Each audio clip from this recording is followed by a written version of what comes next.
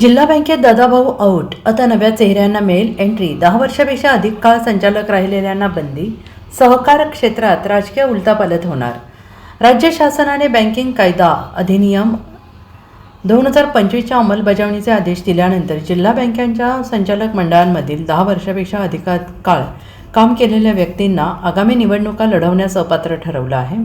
या निर्णयामुळे सहकार क्षेत्रातील अनेक दिग्गज नेते चिंताग्रस्त झाले आहेत आणि जिल्हा बँकेच्या राजकारणात मोठे बदल होण्याची चिन्हे आहेत.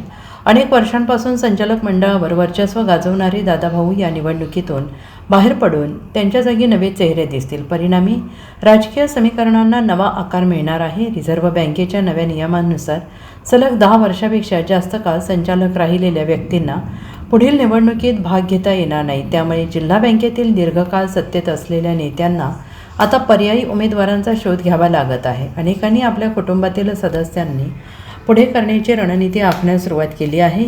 सांगली जिल्हा बँकेच्या संचालक मंडळाचा कार्यकाळ नोव्हेंबर 2026मध्ये संपतो आहे.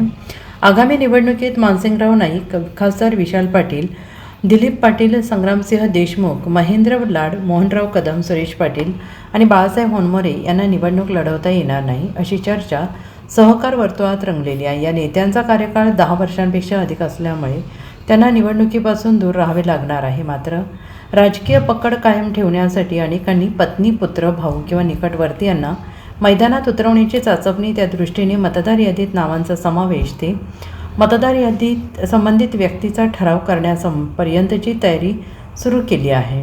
Bureau report, SBN Marathi, Sangli.